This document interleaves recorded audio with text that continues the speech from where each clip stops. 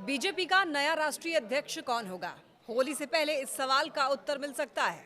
Race में दक्षिण भारत के 3 बड़े चेहरे बताए जा रहे हैं और कौन-कौन चेहरा इस रेस में है, आइए इस वीडियो में जानते हैं। नमस्कार, मैं आपके साथ लक्ष्मी।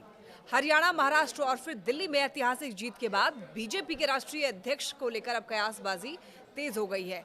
पीएम नरेंद्र मोदी और केंद्रीय गृह मंत्री अमित शाह के साथ संघ की कसौटी पर कौन सा चेहरा फिट बैठेगा, इसको लेकर कई नामों की चर्चा हो रही है।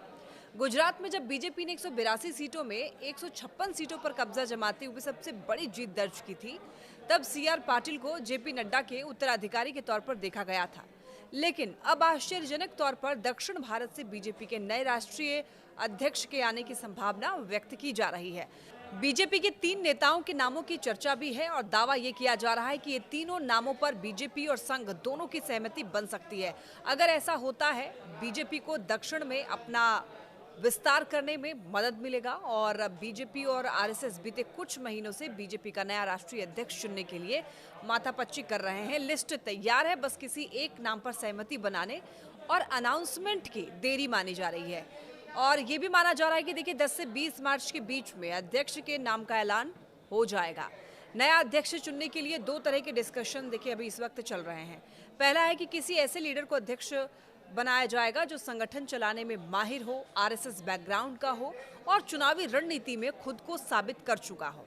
ऐसा इसलिए क्योंकि आगे पंजाब, पश्चिम बंगाल, बिहार और यूपी जैसे महत्वपूर्ण राज्यों में विधानसभा चुनाव होने हैं। दूसरा है नया अध्यक्ष साउथ इंडिया से हो। बीते 20 साल से कोई दक्षिण भारतीय नेता बीजेपी का अध्यक्ष नहीं बना है। दक्षिण अब भी बीजेपी के लिए अभेद है, जिसे अगले लोकसभा चुनाव में भेजने की तैयारी है। अगले 3 साल में तमिलनाडु, केरल, कर्नाटक और तेलंगाना जैसे बड़े राज्यों में चुनाव होने हैं। साउथ इंडिया के लीडर को अध्यक्ष बनाने से यहाँ पर बीजेपी को मदद मिल सकती है और ऐसा सोर्स बताते हैं कि अध्यक्ष बनने की रेस में ये 3 नाम सबसे आगे हैं। पहला है शिवराज सिंह चौहान, जो कि कृषि मंत्री हैं। दूसरा मनोहर लाल खट्टर हैं, आवास और शहरी विकास मंत्री हैं ये। और तीसरा धर्मेंद्र प्रधान, जो कि एजुकेशन मिनिस्टर हैं। और तीनों नामों के अलावा देखिए बीजेपी के राष्ट्रीय महासचिव बीएल संतोष, वहीं कोयला मंत्री जी किशन रेड्डी भी अध्यक्ष पद के दावेदार हैं। राष्ट्रीय महामंत्री सुनील बंसल और सेंट्रल मिनिस्टर भूपेंद्र यादव भी रेस में हैं।